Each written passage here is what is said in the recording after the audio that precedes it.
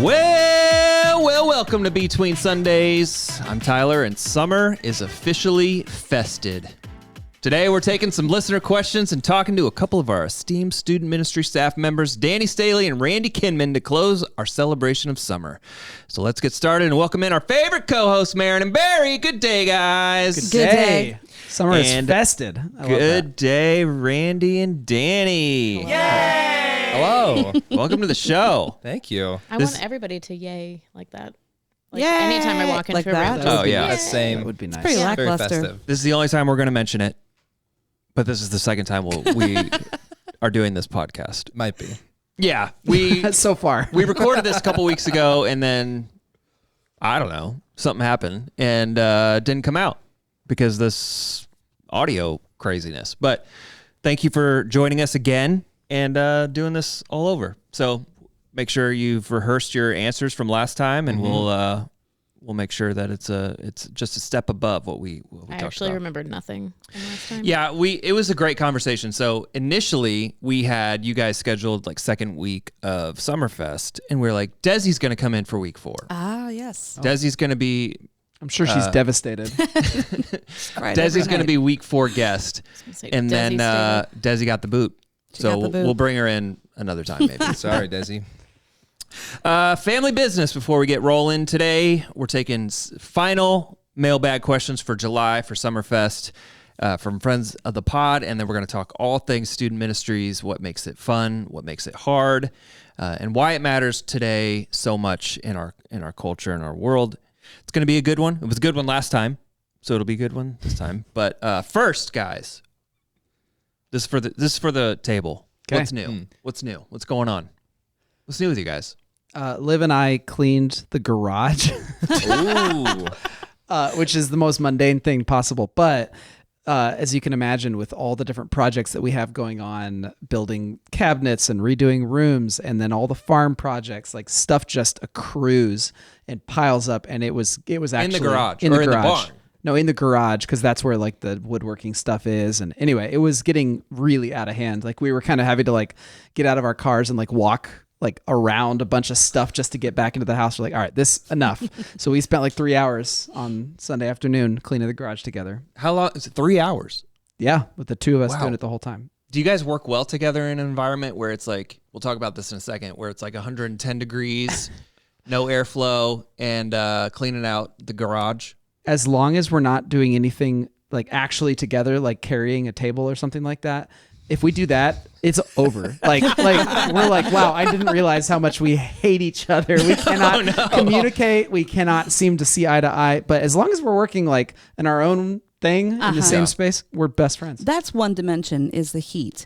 The other dimension of a garage clean, as I know very well, do you work well together when determining what to keep and what to throw never. away? Never. I don't know. I'm pretty fine throwing stuff away. It depends. It all depends. Do you look at her stuff and you're like, you haven't used that in a year, you should get rid of it? Well, garbage. There's some stuff that I'm like, well, I don't know why we own this, and then there's other stuff that she feels the same way, and I don't know. I guess we find a happy medium, and we happen to have lots of extra space. Got a whole attic above the garage, so that's always a good standby for stuff that we're like, just Throw it chuck up it up there. Throw it up And there. a whole old barn that we can take all the You do extra stuff. So you do have unlimited amounts of space Yeah. on your property. yeah. These are the moments when I am indeed glad that I'm single, because it's just me, myself, and I making decisions. yeah? Sometimes And if that I can want be to do hard. it, I don't do know. it. And if I don't want to do it, it's my fault. There's, you know? But the thing you're missing is someone to yell at you when you're moving a table. Yeah. Correct. So Yes. you should be. Yeah. That's I do one miss thing that. to Ashley consider. and I, we have not been through the test, the Oh. garage test. The garage apparently. clean? No, Oof. we've only been in apartments, so Oof. we haven't had that yet. The real test, guys, comes when Here you it have is. children. Yes. And they have to clean the Yes. garage. I spend 2 hours cleaning out the garage, and literally within 24 hours, like it's like you put all their stuff away, Yeah. and they're like, "Hey, there's my stuff," and they one by one pull out all their stuff and put it in the driveway or in the yard or whatever. And I'm like, "All right, you guys got to put your stuff back in the garage," and they put it just past the like threshold of the garage door. So everything is now stacked at the at the front of our garage. We can't get cars in there. You literally have to step over a pile of stuff to get to the door in our garage. So that's the real test. Usually it's like, all right, let's go clean out the garage. That's what we're doing today. And it ends up just being me out there.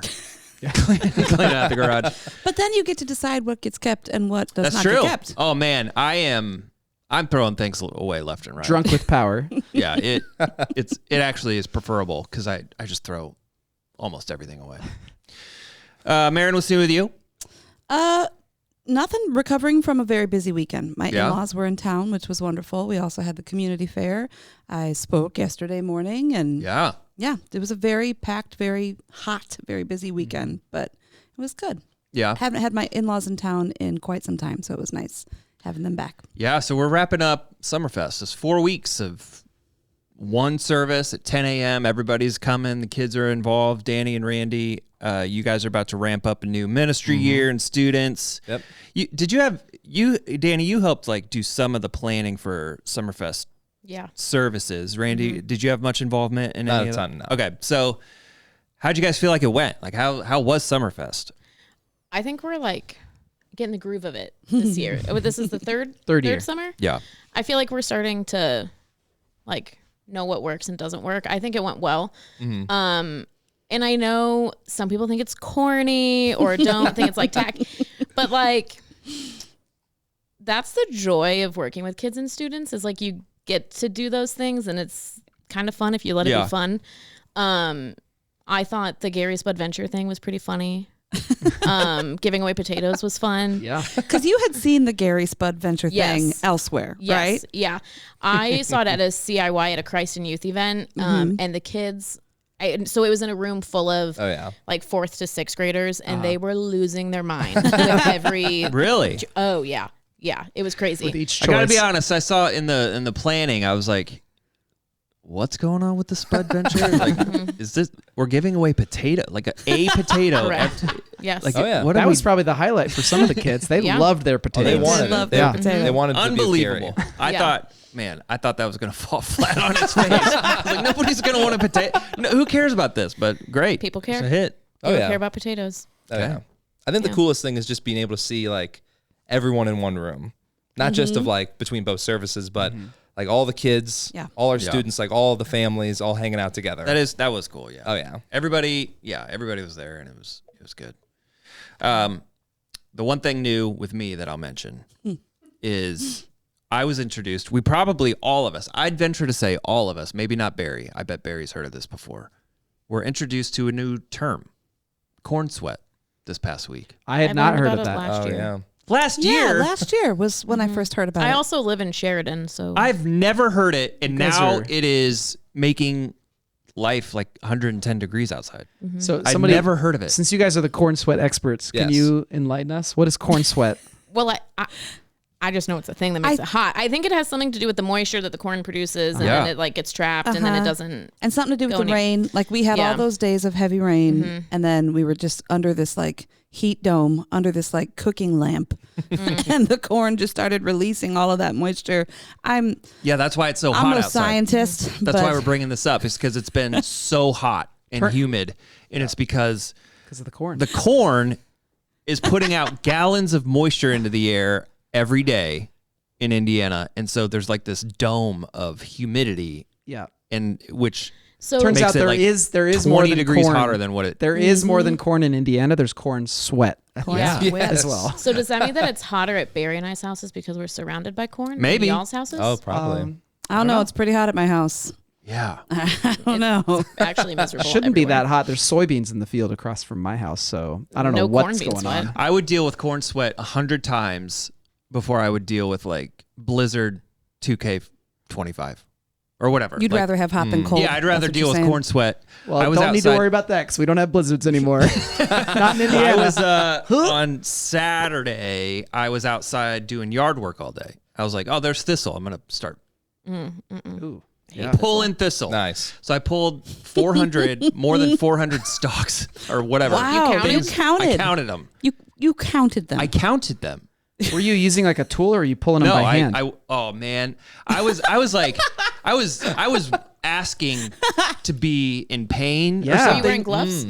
I was wearing gloves, but I was also wearing a tank top and shorts. Were you wearing Nice. the kind of gloves that can withstand like a thistle prick? No, right. I got thistles. I got thistle stuff all You over should my have said arms. something. The last time I pulled thistles, I used a oven mitt. I was that out work? there with some gloves and then an oven mitt on top of said gloves, and No, that totally worked. I was like, But that totally feels works. miserable with corn. I Next- literally next time- started the task, and I was like, I know this is gonna hurt, but I'm just gonna have to deal with it. And so I dealt with it, and then I was like, I'm gonna start trimming my hedges. And so I started trimming all the bushes around the house, and it was 105 degrees. And then I was like, how am I going to get rid of this? I'll start a fire. And so I was standing by a fire all Saturday afternoon, throwing thistle in there, throwing wood and branches and stuff. And I was like, This was after community fair, right? This yes, was Saturday. Yes, Yeah. I got home from community fair, and I was like, I wonder how hot I can deal with.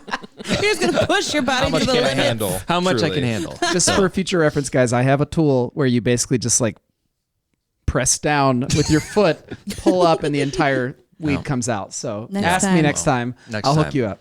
Tyler, I essentially did the same thing, but without the yard work. My in-laws were in town, and I decided to grill for them. Oh, yeah. So I stood over the hot grill, but then I decided to also smoke for them. So there was smoke This in is the a family-friendly eyes. show. I was smoking peaches. It's delicious, and you should try it. Anyway, add as much heat to the hot day as possible. That was the name of the game. I know. In Kenya, they have a Swahili phrase for drinking. They drink hot things, hot tea and stuff when it's hot out, and it's in Swahili dawa ya moto ni moto, which means the medicine for heat is heat. So Yeah. that could actually be true. That's why I'm drinking hot coffee you in go. this hot room on this hot day. That's why I'm doing it. Yeah.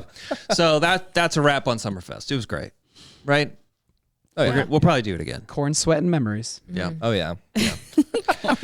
All right. We got a couple questions from friends of the pod. Thank you so much to everybody who sent in a question this month. Actually, I'd like to keep doing this. We're not going to do it every week, but if you've got questions that you want us to answer from time to time, we'll slip in some questions. Go to gracechurch.us/podcast, and we'd love to. I love reading it, and we'd love to talk about it on the show. So 2 questions. The first one should be easy because it's just from Aaron. Oh, jeez. This is from friend of the pod, Sherry. Yes. She literally says, this is for Marin.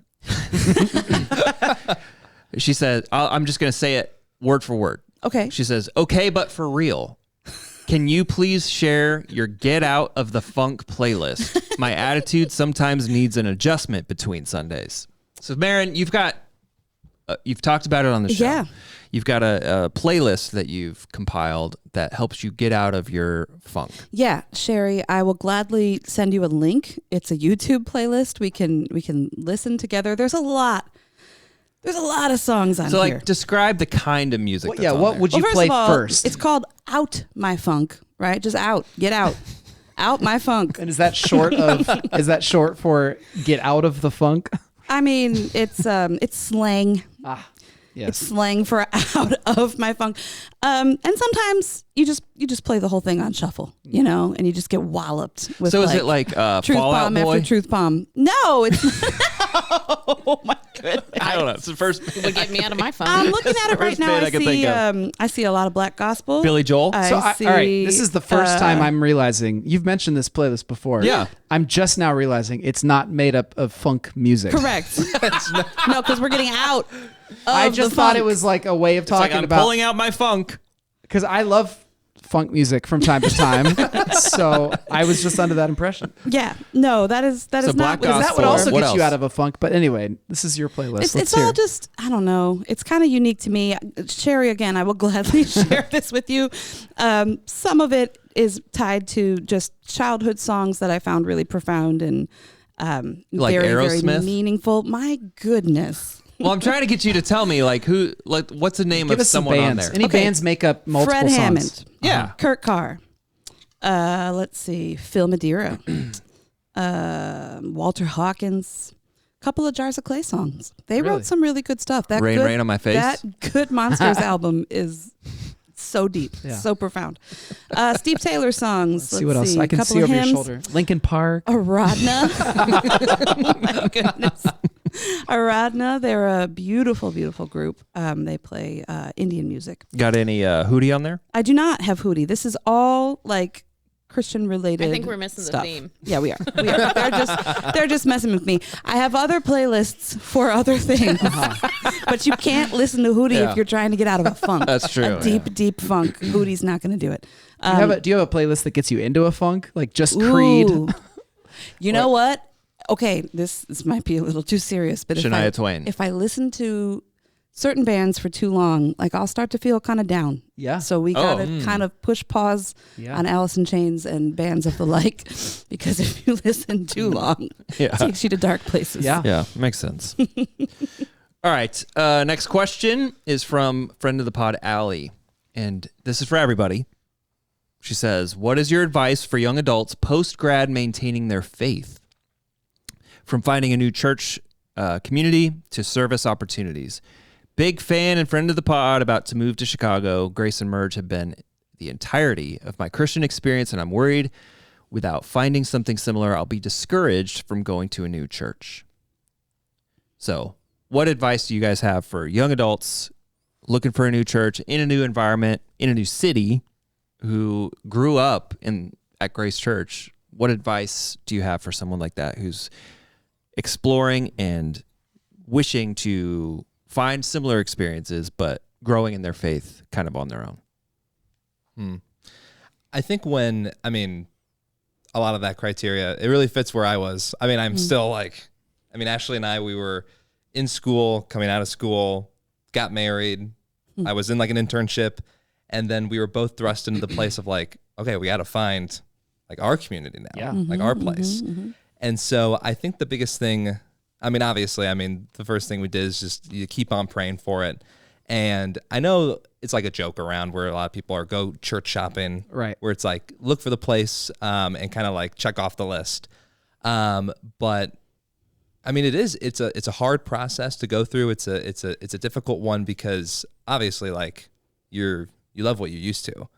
And when you love a community like Grace and you grew up here and you experienced like our values and the things that we love, then it can be discouraging when you see a lot of different places and they don't seem to fit.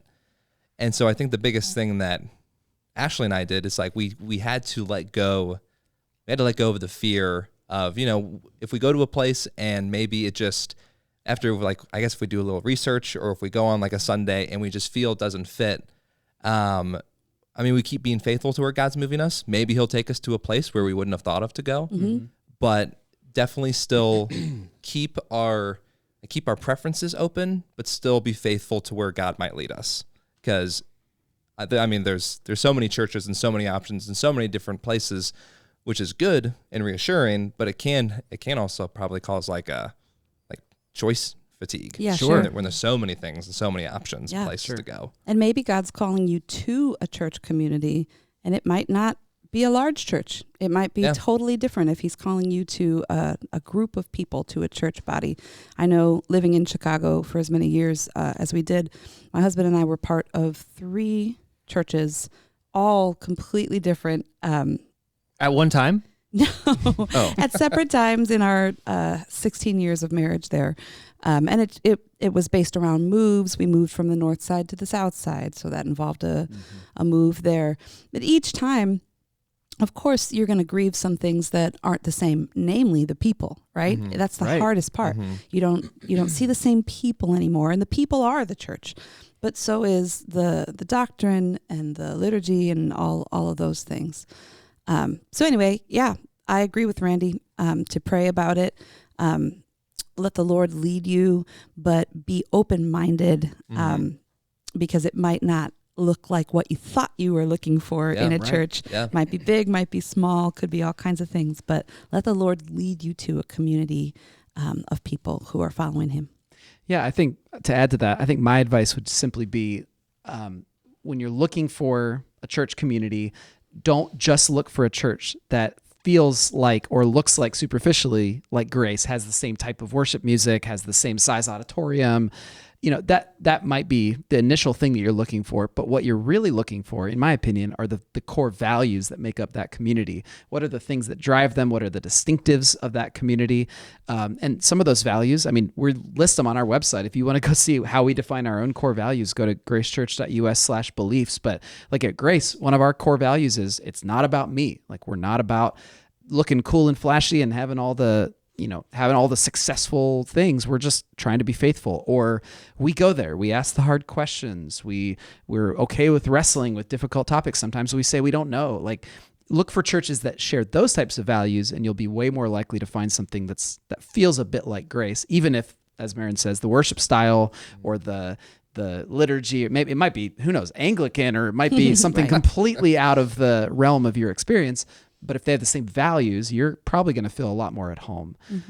And of course, I would always say, like, in this interim period, as Randy says, it is tempting when you're overloaded, it's choice fatigue to just kind of like give up and stop. Like, if you are at those moments feeling like I just need to stop, like Grace live streams, you can always stay with this church family, continue to worship with us from afar until you can put down roots in a new place. Mm-hmm.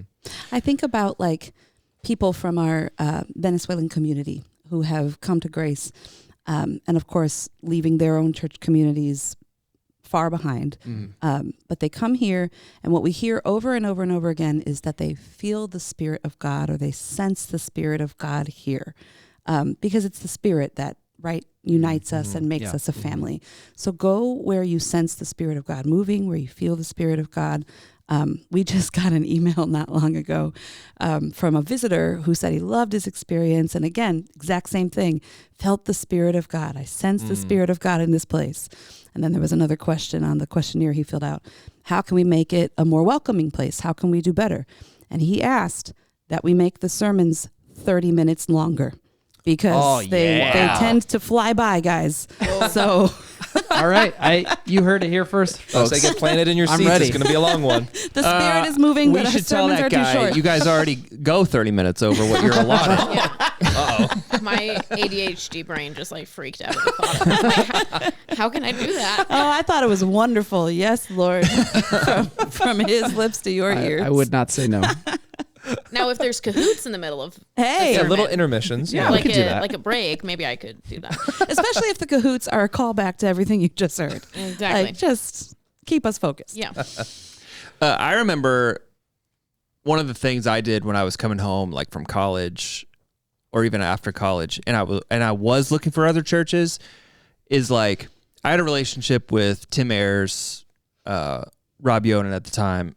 So I'd come home and I would have experienced something at a church, heard something that I was like, that's weird. I don't know. Like I wonder what Grace would have to say about that or whatever. So I would kind of make mental note. And then before I'd come home, I'd try to schedule time with these people that I grew up with and listening to, and just kind of be like, hey, can we connect? And I'd have coffee with them and whatever. And I'd just like start shooting off questions. Like, what do we think about this? What do we think about this? What would you say about this? I heard this. And so this Allie, right? This is somebody that you guys probably know. Yeah. Dani, you know her. So Allie, if you're coming back to Indy, from time to time or whatever, and check in with somebody like Dani and be like, this is what I've been experiencing. What do you think? And why is this different, or why is it this way when Grace, is this way or whatever? So I think that was important for me, is having those types of connections, those types of roots that I'd be like, is this where I want to be at this church in Birmingham, Alabama, based on what these guys are saying? So I'd come back and have those types of conversations. Yeah. What does Grace believe about handling snakes? Yeah.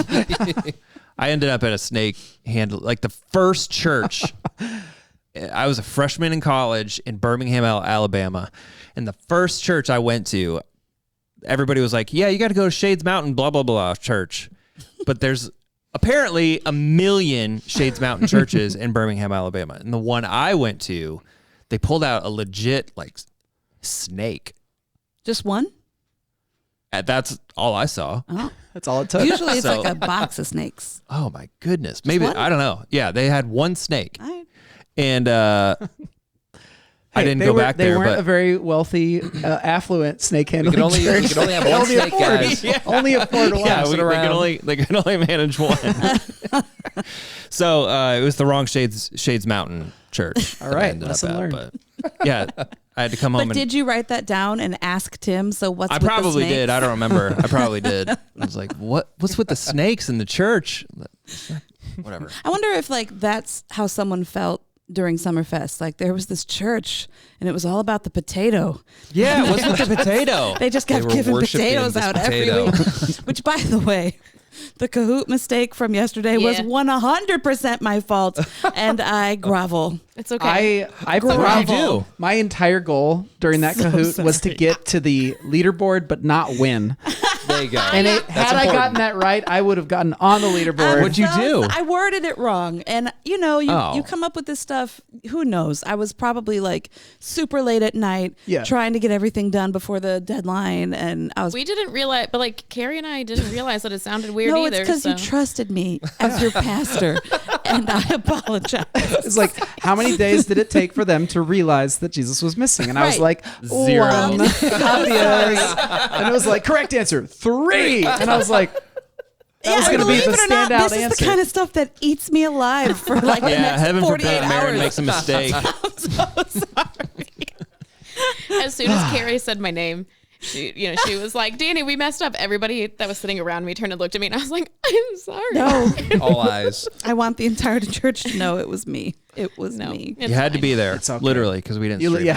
yeah, you literally did. Sorry for the reference. But it's good that we didn't stream Kahoot because last year we found out that you can't stream Kahoot because Really? the stream is like 30 Oh, seconds yeah. behind. Oh, So people were logging in from home, Oh, but yeah. we had already started the game by the time they were like logging in, and then they wouldn't be able to answer any of the questions. So it had to be there. Yeah. All right, Dani and Randy. I keep You wanting can to call call us Dandy. Yeah, I keep Dandy. wanting to be like Dandy and Ranny. did the kids do that? is We're that- We're trying to get You guys it are to trying to go. get Yeah, it we're to trying to go. be Like Dandy. a- Mhm. But it's not Like a catching simple, on? like, Are the quick- kids against it, or they just I hasn't think they caught just on? think we're stupid. Yeah. So you guys are the students team, Grace students Yes. team. Share a little bit about who you are, how long, what do you do at Grace, and how long you've kind of been a part of the Grace community. Well, my name's Randy again, and I've been here now. This feels like Randy, we know we did the This feels podcast 2 weeks ago. You just Jeez. pretend. You just got to pretend. feels this- like class, like I'm in a classroom. This is the first day. It's now 2 years that I've been here. Yay. Beginning of June was 2 years, and so what I mainly do is I'm the director of student discipleship. Yeah, Oh, 2 years, man. It honestly, it has only felt like 6 months. Right. It's felt so fast. yeah. But what I do mainly is I work with our volunteers, so our small group leaders, who do a fantastic job. And along with that, and that's like, we have a kind of gathering at the beginning before all the students get there. We pray for them. We kind of go through like the run through of how the night will go and just kind of a general updates of how everyone's doing and what we can keep working forward as like a whole team, not just Dani and I, but all of our leaders together. And then with that, I do a lot of work with our curriculum. And so that includes kind of obviously the small group questions that our leaders go through, but then some of the kind of the larger overarching things we do as a group. Yeah. And so you've been here 2 years. Like, how would you characterize, like, from when you first started to what you're doing now? Is it kind of the same thing, or have you seen much, I guess, changes in your role in these students' lives? Yeah. I mean, it's honestly, it's cool you asked that because I've recently been reflecting because in school, we read a book called Your First 2 Years in Youth Ministry. And so, yeah, it's very fitting. But the whole point of that book was like encouraging you of the first 2 years when you're in ministry, the only main thing you should be doing is learning. Yeah. Like, don't come in trying to like change the system. Yeah. Don't try to do all these new things. Just learn the people, learn the culture, learn what's happening. And so honestly, I would say, I mean, from the first summer I was here of just trying to meet with every leader and get coffee before the school year started till now, I mean, it's kind of been the heart of what I've been trying to do. Yeah. It's just continuing to learn not only just where Grace has been, but where we're still going and how, you know, we function together as a community. And especially with our students, and just, I mean, it's always the goal to know their story and to learn who they are. But if anything, for me, it's just been, for me, I've kind of positioned myself in a way where it's, you know, I'm stepping into their community. You know, this is where they've been for some of them most of their lives. And they've seen and gone through a lot of different transition throughout the years. And so I'm just trying to step in as they welcome me into this community. Yeah. So it's me not trying to like stand up on stage and say, okay, guys, I know what we're doing next. Yeah. But it's mainly just trying to, like, this is their place. This is the place where they feel safe. And so I'm just trying to join into that and make sure that we're all going good. Yeah. This guy. I know. Honest Wow. to goodness. It's incredible to hear you articulate it that way, because I volunteer every now and then, especially over the last couple of years, in Merge more and more with the music and stuff, until Jaden kind of took over, and now I'm not there as Kicked you out. often. See ya. But I was struck by how quickly the students took to you. But I think that this is why, because you didn't come in there like the cool guy with the plan. Hey guys, follow me. I'm your new leader. But you came in as a listener. You came in to learn, and that's just a really humble position. And that's amazing. Yeah, Dani, You're a gem. Randy, your first like student event was like going to the pool, right? It was one of them. Pool party. Yes, So it was one like, of them. hey guys, I'm here, part of your community. What do you guys do here? And they're like, dive off the high dive, and you did and got hurt, right? I had a full 2 weeks to try and look for that picture again. Oh, you didn't and find I it. failed. Oh man.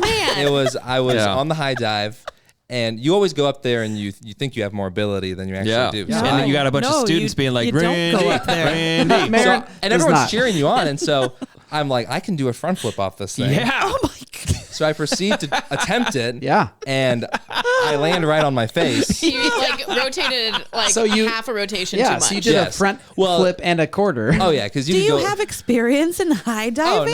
Oh no! But when you're up there and He everyone's was cheering he was for you, entering Yeah. into their community. Yes. And they told him this is what they did. Also, you were what, 23 at the time? So like Yes. 20, like still kind of thought you were probably Oh, a yeah. little invincible. You know? I got out of the Act pool. like you're a big shot. Yeah. Pretty much.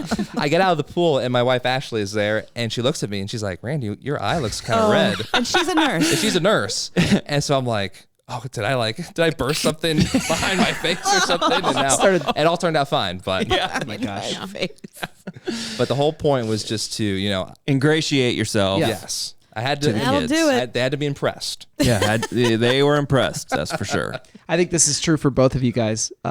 But both of you are very much so authentic and genuine. And I think that's the kind of thing that actually ingratiates you more to the students, because it's such a, it's like, oh, he's just a normal guy. He's just a goofball. And I think both of you guys do such a great job of just being humble and approachable. And honestly, that's exactly what the younger, like Gen Z, Gen Alpha, that's what they're looking for in Yeah. leaders. They don't want the show. They just want Yeah. authenticity. And you guys both bring that. Yeah. So. Fuller Youth Institute released a whole thing a couple years ago about how kids are looking for like a warm and welcoming church home instead of the flash and the wow factor. And so it now it's a lot Great news for us. of yeah. Well, We got warmth in you would abundance. think it would make my job easier, but at the same time, it's like I still have to hold their attention. So there Yeah. still has to be some Sure. like ooh, Yeah. but that's also not all that they care about. So it's Yeah. kind of walking like a fine line. Got to be like of that. warmly compelling. Yes. Yes. Dani, what about you? Who are you? What do you do? And how long have you been around? I'm the other half of D&D. I have been at Grace for like almost 15 years probably. I started off in kids ministry. I was an intern in 2015 and then I never left. Was that at the North Indy campus? I was an intern here. My office was on the other side of this wall. Oh, Yeah. Wow. God rules. Yeah. when was that? What year would that have been? 2015. I was going to say yeah. that's before my time Yep. here. Yeah, I was an intern. It was actually the summer that Carrie and Curtis went to get Miles. Oh, So I filled in for Carrie that summer. So like I kind of what Miles is going into 6th grade now, and I'm like, that's really weird to think of time like that. Yeah, I was on the North Indy like launch team for a while, and when I was on staff, I actually joined staff at North Indy and oversaw infant through 8th grade. And I was a kids person. Teenagers were very scary. And honestly, they are kind of scary still. So like, I was like, put me in a room at preschoolers and I will thrive. Put me in with the middle schoolers and I just kind of like, sat there for a while. And then came to this campus and I've been on staff officially for like 5 years now. So yeah. Do you feel more at home with middle schoolers and stuff than you used to? Yes, Okay. I do. And now you put me in a room with preschoolers, I'm like, whoa, this is different. this is a lot. This is a lot. But I'm the director of student programs, so I do the opposite of what Randy does, and I oversee all of our Sunday night programming. So I oversee like our worship team, our production team, and then I oversee our events and retreats that we do. So yeah. What's something that would be a surprise to us or the people, general public, about what it's like to be around students? Like if you don't have high school students or junior high school age students, like what's one thing people don't know that you feel like, man, if you only knew what it's like to be around these kids and like especially these days, I'd be curious. Man, that's a good question. I mean, something I've been wrestling with now, this has just been on my mind recently as I've talked with a lot of people, is kind of looking at, I guess, the context of student ministry itself. And when I talk with more people about kind of just like the flow of the ministry year, or just, when we do different events or when we just go week to week, and you look at a high schooler or a middle and high schooler together, it's the idea of, what we do is fairly consistent. We want to keep it, that consistency is key, and that is what's helpful to our students. But with that, student ministry also has the ability to be very flexible. And we can do a large variety of things that might be different from the last time we did things. And so there's freedom to be able to work in that area. And so it's a fascinating world in that, where it's like you do things consistently in the fact of, we want to make sure that this space is, it's theirs. They feel comfortable with it. They feel like it's like a refuge from the week where they're able to be themselves. But at the same time, it also literally anything could happen on a given night. We could be playing a random like game, and someone like falls on the corner of the stage. Oh, stop talking. Oh, So it's like, did that happen? no, that's the hardest part for me as a worrier. Thinking about things that didn't happen? No, No, like the it did happen. games. The games. the Oh, you don't games like the games? They can be terrifying. This is why Marin's not in youth ministry. That's exactly why I couldn't do it. No, it's your games are safe. Your games are fine. Now all the parents are going to be scared to send their kids. But it's just like, if it's gonna happen, like they're gonna trip over the corner of a rug. Yeah. Like you couldn't have necessarily. I don't know. Yeah. I wouldn't put it past a middle school boy to trip over literally nothing. Yeah, when I was in Yes. high school here, it was the game that we came up with in this brand new building. When this building was new, was like, who can jump off the tallest step? What? Yeah. Oh, That was the game. It that's was a like, good one. okay, I can definitely jump off the first Like step. the leaders endorsed that game. No, it was probably just a bunch of us. But it was like, I can jump off the first, second. Who can jump off the highest one? And my ankle still cracks today because of that. Wow. Awful. You do what do you call it with the cups?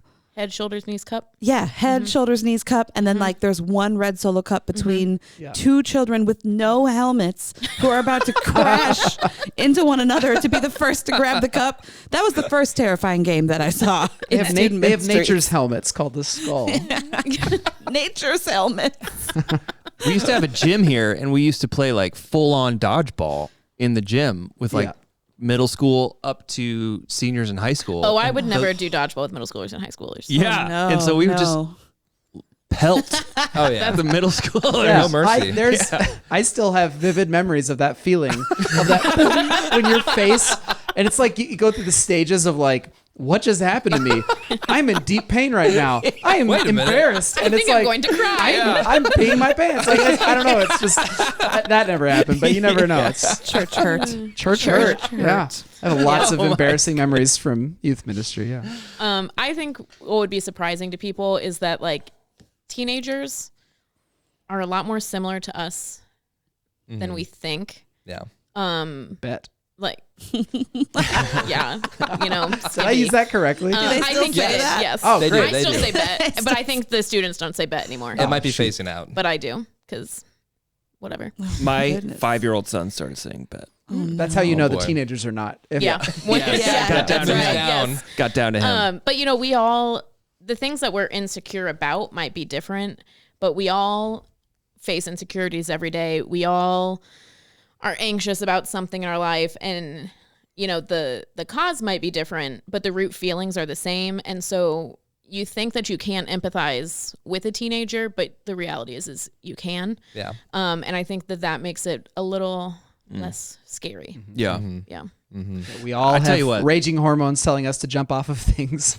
That's like literally boys. Like boys will be in a room hanging out. One girl walks in, they are all jumping off of things. 100%. I've been here for 5 years, and I've been through a couple different staff transitions, and you might be the only boy that's not wanted to do this, but everybody wants to put all of our bean bags at the bottom of like the mezzanine Jump off the in West. second Jump floor. off the mezzanine into the bean bags. Are you kidding me?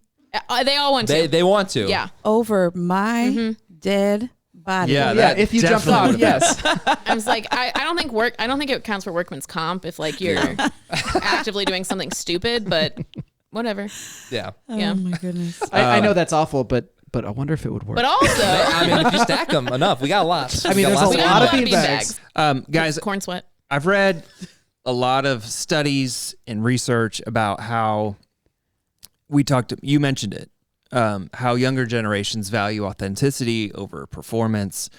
They're more comfortable with like doubt and imperfection than someone like when we were in youth group or whatever. How do you guys go about creating a space or like ministry where students feel safe to talk about their doubts or to question their faith? Yeah. How do you, and so that's question number one, how do you create the space to do that? And then how do you partner with like parents to make sure that that's happening in a way that they are cool with? Yeah. I think step one is we try our hardest, and all of our volunteers try our hardest to know the name of every kid. Yep.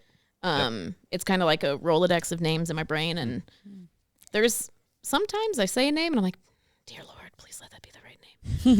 The best is when they quiz you Oh, to make sure that you know. Or Yeah. like That's we have the some worst. twins that like to switch name tags, Yes. and that's never cool. Oh, That's come not cool. on. Yes. But I'm determined by the time the Anderson twins graduate, I will know which one is which. Yeah. Regardless of their haircuts or their name tags, I will figure it out. But we try and know who they are because that automatically breaks down like a barrier.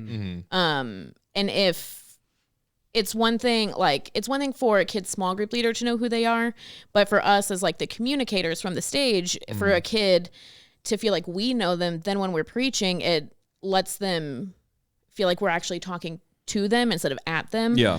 And then hopefully that helps create an environment where they can go to small group and know that they can talk about stuff. Yeah. But if they don't want to talk about it in front of other people, then they know like, oh, I can go talk to Dani or Randy about that. And like, they'll have my back. And yeah, they just want to be known. Right. And so if we can know them by name within like, hopefully after the first time they come, like, I think that's huge. So Yeah. it's easy, but it's also kind of hard. Yeah, I would not be able to do that, like knowing everybody's name. But so I remember the first time I felt like okay to question my faith or doubt or whatever. And it wasn't my parents that I went to talk about this. It was people at youth group. It was small group leaders. It was pastors. It was people that were here at Grace Church, and I got to talk about that with them.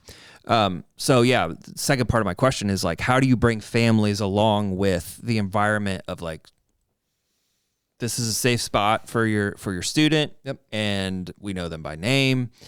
Sometimes it's okay for them to doubt their faith or question their faith, but ultimately we're trying to do what? How do you communicate that to families? Yeah.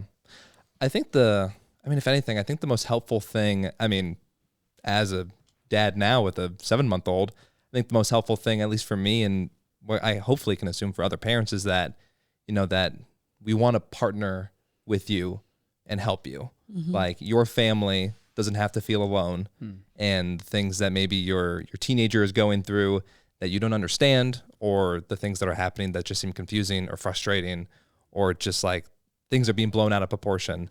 If anything, we we want to provide that space for your student, maybe to have the conversations that they don't feel like they are able to, maybe they don't feel like they are able to talk about it at home, or they just, maybe there's like that, they just feel uncomfortable talking about it with mom or dad.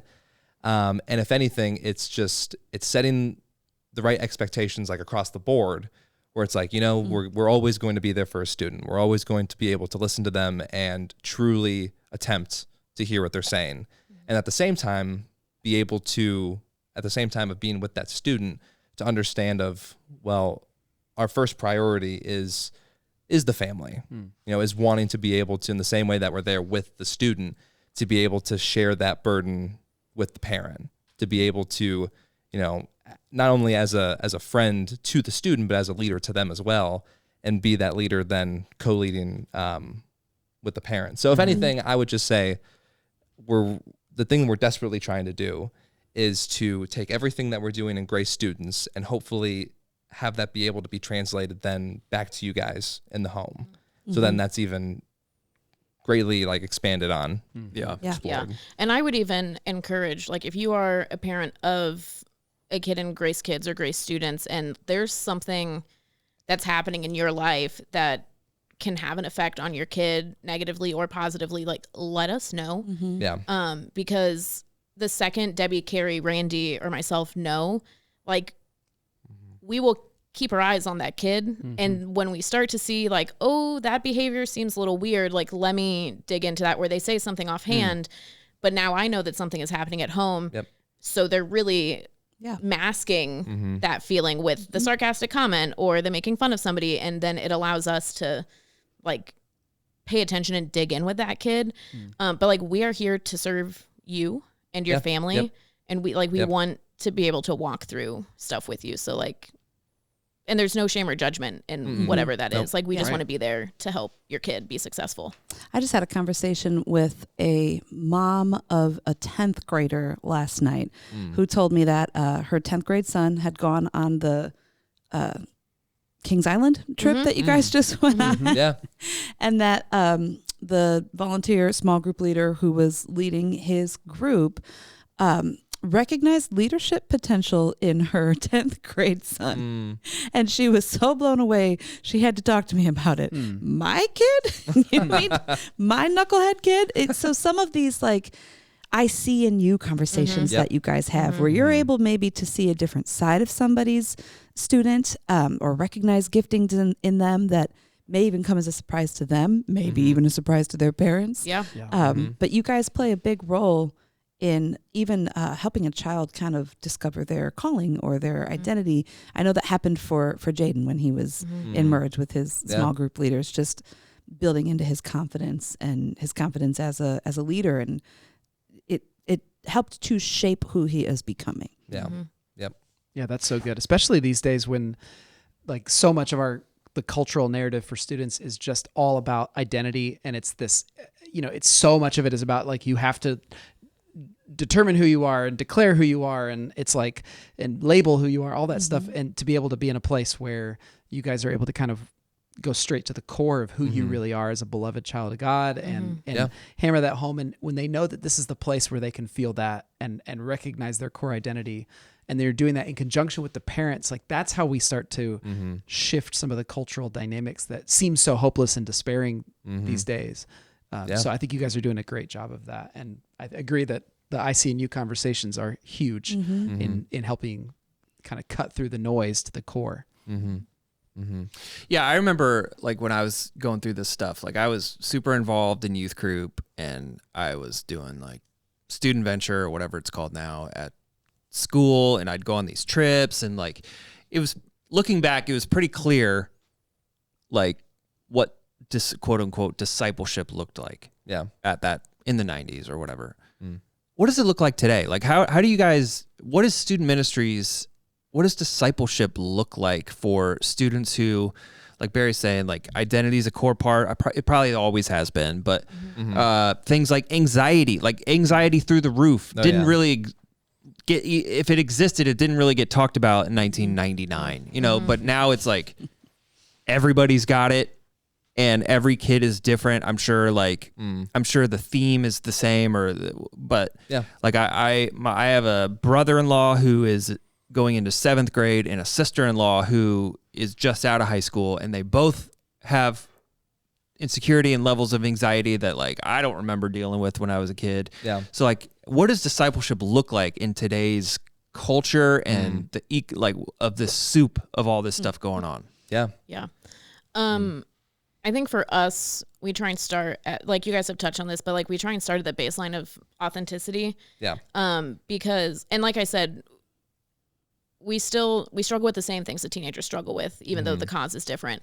But kind of humbling ourselves even further and telling stories of this really embarrassing thing that happened to me when I was in middle school, or how this relationship in high school like really affected me. It like bearing yourself to the kids in that way shows them that you are human, and then it allows them to look to you in a discipleship relationship, because they're not going to want to look to you if they think that you live this perfect, proper life. Like they want to know that they can relate to you. And I just had like an experience of this on the young adult New York City trip. Like they were having a weird conversation in the car that they were talking about like some relationships and stuff. And then they asked me some questions, and I was telling them a story. And as the story was going, it was one of those moments where I was like, oh, the Spirit is really telling me to like keep going or to dig into this. And by the end of the story, kids were crying. I was crying. Kids came up to me afterwards and were like, thank you so much for sharing. That was so relatable. You know, like those are things that I've struggled with too. And so, and those are young adults even. Yeah. So, just being able to be vulnerable in the settings that we're in, I think allows for a discipleship relationship to start, because now those kids know, oh, I'm struggling with that thought. I know that Dani or Randy has also struggled with that. So I can go to them for help and for advice and for discernment and whatever it may be. Yeah, that makes sense. I am curious though, like, because I definitely had that as well. And I used to serve in student ministries and stuff. And I remember the faces of people that I would go to or trust or whatever. Yeah. I'm curious though, like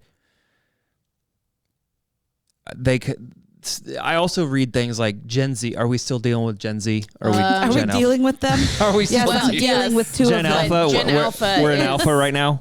Gen Alpha is our current 6th and 7th graders. Okay. Yes. Yeah. So I read stuff about them too, where it's like complete distrust of institution. Oh yeah. Right. So like, church is an institution, and complete distrust of institutions. But obviously, you guys just said it. They long for like authentic, trusting, personal relationships. So how do you guys build these types of relationships representing the church as an institution that I guess they don't trust or want to be a part of? Like, how do you incorporate, like, you can, like, I go to Dani because she relates to me. How do you tie that to my faith? You know, like, how do you connect the dots between student in crisis relates to a human being, and where does that leave me with like my faith and my relationship with the church? Yeah.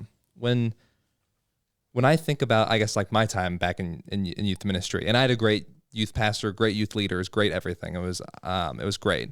But when I think back to that experience, there were just like some things that we just didn't talk about. And so sometimes I think it was the culture they had. It wasn't like, oh, we're not going to talk about that, but we just didn't. And so sometimes it wasn't so much that, I think it was just more that I was afraid to bring it up. Sure. Maybe if it was something I was personally struggling with, or if it was something where it's just like a larger question about either my faith or the church or who I want to be, what I want to do.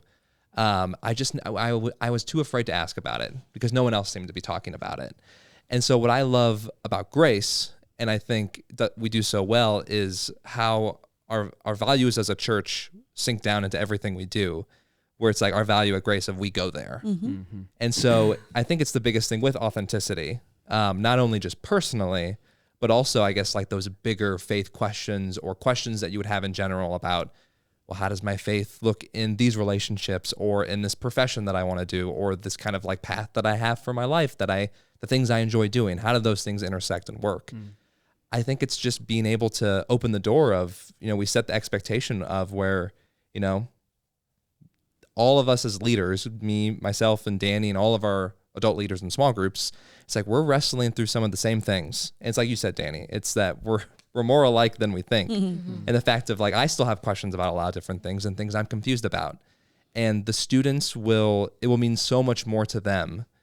And I mean, in any relationship that you have, to be able to say, I don't know, than to try to come up with an answer that I think will satisfy you the best, that I think will work and fit the puzzle pieces the best. Yeah. And so what I've tried to really do with our small group leaders and encourage them in the fact of don't be afraid of, if there is a question that we get to in small group, or if there's a question where it feels like they are really wrestling with and you're not really sure the next place to go to, there's room for wrestling with that in our community together.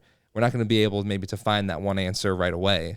It's just opening the door for them to be able to do that, because maybe in the past or in different people's experiences, they haven't been able to, or it's not open to do that. Yeah. I think it's also important. I don't know if you guys have been in situations where people share their testimony, and in sharing their testimony, they share where they were before, and they share the during, but there's never really a resolution. Yeah. And it's oh, you're still struggling with that thing. And so going back to your point, it's tying it back into a relationship with the church and with Christ, is sharing with them how your situation resolved and how you grew closer to Christ in that, and where Jesus met you in that. And that hopefully then shows them, okay, they trusted Jesus in that situation. Yep. Jesus will show up for me, or I need to look towards Jesus instead of looking towards the things of the world. So, Marin has 2 young adult children, went through Merge. Yeah. I have kids that are going to probably go through Merge. Or do we still call it Merge? we don't. Are we phasing it out? No. I think it's a work in progress. For those who don't know, yes, Fuse now meets on Sunday nights Yes. with Merge. Correct. Where before Fuse met on Sunday mornings and Merge had their own high school, that is, had their own Yes. separate gathering. Yes. Now it's a junior high and high school Great large group. students. We Yes, need we've been a calling it even Grace bigger students. name. Yes. Congeal. There it is. Yes. I kept pushing for Converge, but nobody would listen. People really want Furge to be a thing. Verge. I'm The not funny a thing fan. about that conversation is Randy and I have been in the office together for maybe 6 hours total this summer. So we would love to have a conversation about what we're About calling that? it. Like We just rebranding? haven't- Yeah, we Yes. just haven't gotten there, you know? Well, But August is Here. in 3 days. yeah, it is. So I've got kids that are coming up in the system or whatever, and That sounds so bad. in the Grace Kids Ecosystem of Yeah. discipleship. Yeah. So if you're a parent or an adult who has a child of any age that's in part of Grace Kids or Grace Students, short of like going into formal ministry themselves, how does a parent or an adult like spiritually invest in students' lives that is in partnership with you guys and what you guys are hoping to deliver in terms of like being available and a resource for their family and for their students? But what would you say to parents who are like, because it might be easy for parents to be like, go to church, listen to Dani, Randy, and that's where your faith's coming from. Yeah. How do you encourage parents to like invest in their students' lives during this time that is in line with like what you guys are trying to do? Yeah. I think a good place to start is like making God a center point of your family dynamic and of what you do each day. Because the reality is we're with your kid for 2 hours of the week, and that's not a lot of time. And all of the other things of the world are being thrown at them for the other, however, I'm not very good at math. So the rest of the hours of the week, so if you like it has to start at home, and we step in alongside it. So like if you make God part of your family routine, I think that's just a great place to start. I'd say that's best case scenario, right? Yeah. That it starts at home. That you are the one, we kind of talked about this yesterday, but you are the one living your faith out loud. that's the best case scenario. Yeah. We know of plenty of other families that just treat Sunday night as a drop-off center for their kid. Yeah. And they think they're doing the right thing by making sure their kid, gets to church once a week, but they're not living their faith out loud because they don't have one. Yeah. And it's not of a priority to them. And while that's not ideal, I think that's a little bit your story. Like you came here as someone who was invited. Your parents didn't go here, but look at you now. Yeah. Like God still uses ministry in that way, or Merge ministry in that way. I only went to Merge when I was serving. Let's be clear. I did not go to Merge on Wednesday nights because that was scary. Yeah. And I Why? Well, you got to do like the tech booth, right? Yeah. Yes. I started doing like lights and CG. Yeah. I don't know. I was so intimidated by it. Oh. Yeah. But that's how you kind got of funny connected. too. Yeah. It like I've told Liv this. Like I was so intimidated of Liv in high school for some reason, and Liv now being Liv and I are like Olivia, best friends. my wife. Yes. Olivia. Yes. Yeah. But now we're like best friends. So I don't know, It's that's probably a because she didn't weird wear full circle. shoes. I don't Like in high school, she came to yeah, Merge she- every Wednesday and like wasn't wearing shoes. Well, She's a 4 on the Enneagram. It was her way of being different. she had to be unique and stand out. Yeah. I think I was going to bring up your message too, Marin, even though I apologize for everyone who we're wasn't not able to talking see it. messages in I know. Summerfest. But what you said, you were talking a lot about living your faith out loud. And I was just going to say, one of the ways that parents can do that to model faith for their students, which is, it sounds so like legalistic when I say it, but like go to church, make like church a priority, be at Grace events when we're having a picnic, stay for the picnic, like show your kids that being involved in this community is a part of what it looks like to be a follower of Jesus, and get that ingrained in them. There are several families that come to mind as I think about people who are here anytime the door is open. And I guarantee those kids are going to grow up with at least a baseline of understanding like church is important. Like, which is a great thing to get across, even though you don't want to turn it into legalism. Right. Like going to church somehow saves you. It's Jesus who does that. But like show them the importance of church, show them the vibrancy of being actively involved, show them what it looks like to be volunteering all the time. Yeah. And then they have to like sit around and wait for you to finish volunteering. Like that actually adds up in a way that you probably don't even see happening to their development of their faith at an early age that starts to bear fruit at a later age. Oh, yeah. And thank you for coming to my TED Talk. I feel strongly about When that. I think about, I've got 2 church kids who's, even before Grace, we were the parents that would hang out in the lobby for a very, very long time talking to our friends while I have attended church several times. My kids would get hungry, and I'm sure they were cranky, and they were waiting for mom and dad to stop talking and go home and eat lunch. But during the waiting time, Desi would fiddle at the piano or something, and or the kids would just be playing with kids of other friends of ours who were also talking in the lobby for a very long time. They had their own community. Coming here, that turned into Jennifer Ayers taking time to talk to Desi, who she could see was waiting for her parents to stop talking. But now you've got Jennifer forming a relationship with Desi, kind of forging that relationship. There's all these little touch points. Bringing your family to church is a major thing.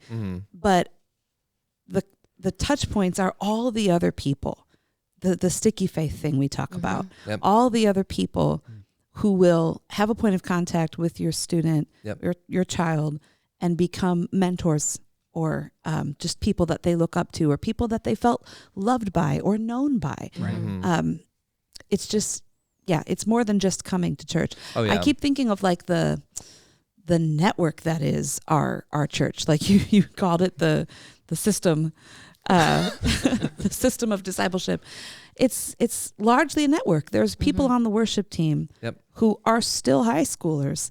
And so they've got points of contact now in big church with worship team members. And then they go to Merge and they've got points of contact with you guys. And it's what we see every year with Summerfest. It's one big family, people of all generations, different stages of life, all interacting.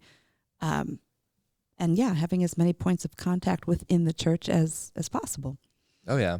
And I think with that, the biggest thing that I really try to challenge myself in if I'm like, if I'm creating curriculum for the students, or like putting together, if Dani or I are putting together a message, or we're like planning out what these things like look forward to, then it's always like the twofold thing of like, well, one, we want to make sure that when they're here, that they're having fun, that they're connecting with their leader, that they're connecting with each other, that we are creating opportunities for them to be able to do that, those networks. But then with that, it's, well, always then creating the space and the opportunity, and sometimes maybe the challenge of needing them to take that one step closer to Christ, where maybe it's just a conversation you need to have in small group, or it's something that you hear in our message, or maybe it's at a Kings Island event or something like that. But what is that one step closer to Jesus? And so when I think about that, and something that I would like try to encourage and give the parents too, and something we're trying to tell our students, is that along with the relationships that you can form, there are so many different ways that you're able to connect with God. And as they're not only trying to like discover who they are, where it's like, try different things of maybe you're just beating yourself over the head trying to like wake up at 6 a.m. and read your Bible. Maybe it's that you just need to go take a walk out on the trail and just connect with God in that way. Or maybe it's that you need like a different kind of quiet time, maybe at the end of the day. Or maybe it's like you need to like listen to scripture through headphones. And it's like, there's just so many different ways through maybe the relationships that we do form in that space. But then that always leading towards, how can me, myself, and how am I using my personality and my passions and things that I enjoy take that step closer? And so hopefully it's just trying to open the door to just different ways of helping them discover who God is and how I can get closer to him. Yeah, so one of the most important and like fundamental like things that formed who I was or who I am is the investment of adults who are not my parents into my life. Like I can name them. Yep. You guys need help.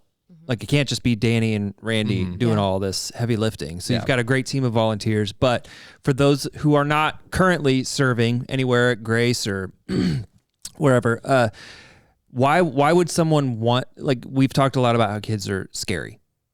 Teens are scary. Yeah. Why would anybody want to serve in Grace students? This is your chance to, what is your pitch? How do you share with somebody who's like not involved? What the benefits, or why would they want to consider volunteering in Grace students? Well, I was also a scary teenager at one point. And I, part of my story is that I didn't grow up in the church. And so part of why I'm here and part of my calling is to provide that opportunity for kids so that they can experience the things that I didn't have when I was in middle school and high school. And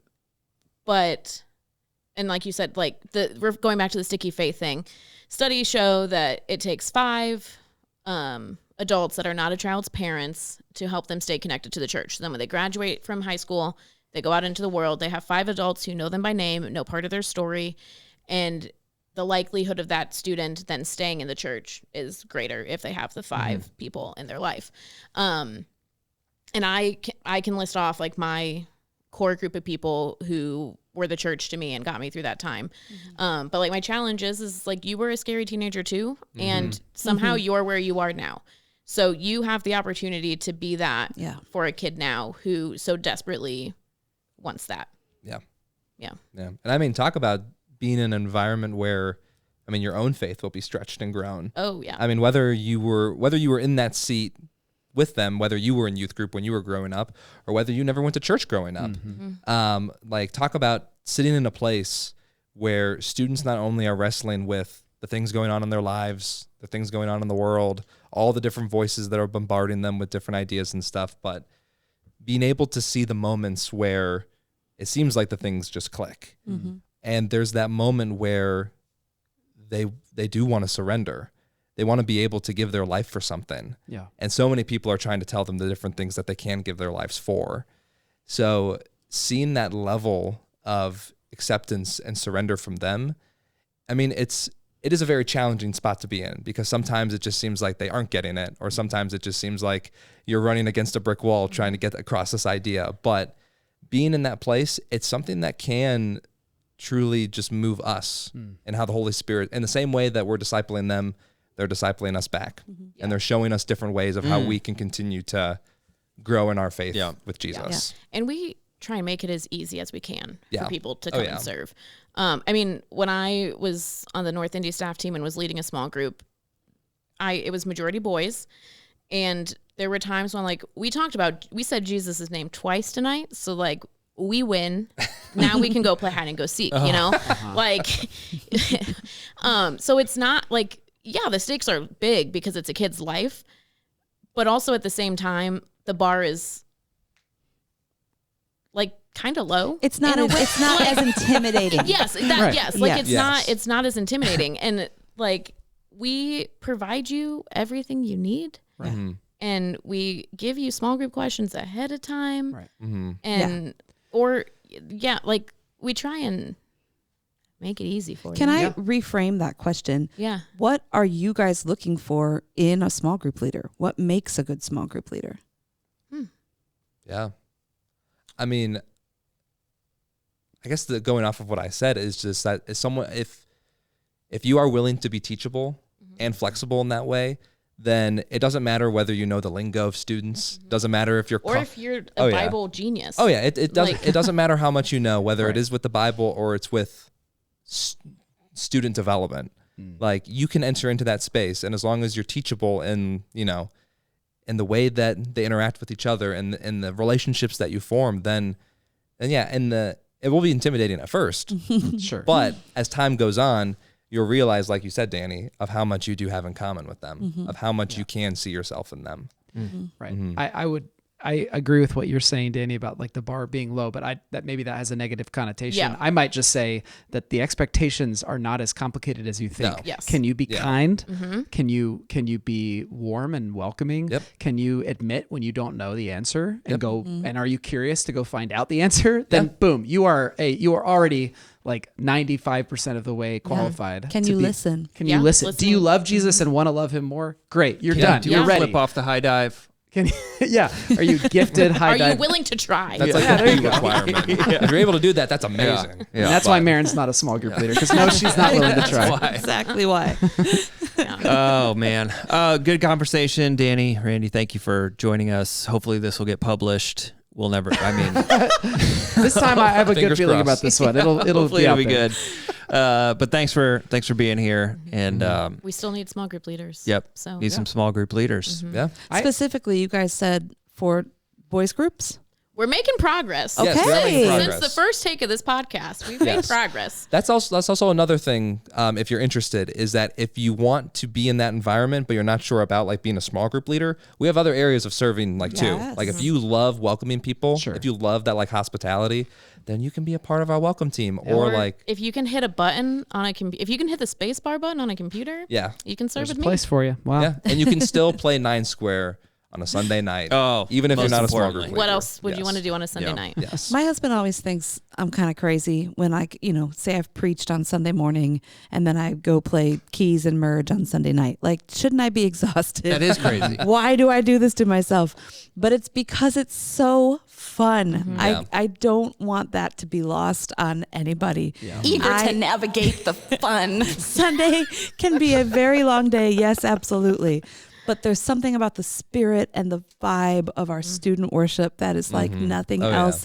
Yeah. And I could go in there as tired as I've ever been, but I never leave as I think tired. we feel I'm the same way. always energized by it. It's electric. Yeah, 3:30 can be really tough on a Sunday, but then by the time we get to Yep. 7, we're like, Oh, yeah. ready You to just go. put me on the schedule for August. I see did. that I'm playing Yes, keys. I did make sure you weren't teaching them. Thank you for that. But when I looked at it, I was like, oh man, that's going to be such a long day. But then I remember, nope, I love it. I'm going to love it. I can't wait to go.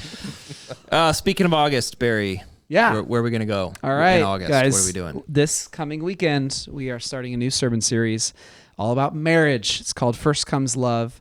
And pray for me, folks. I'm preaching all 3 weeks as the incredible marriage expert that I am. No, just kidding.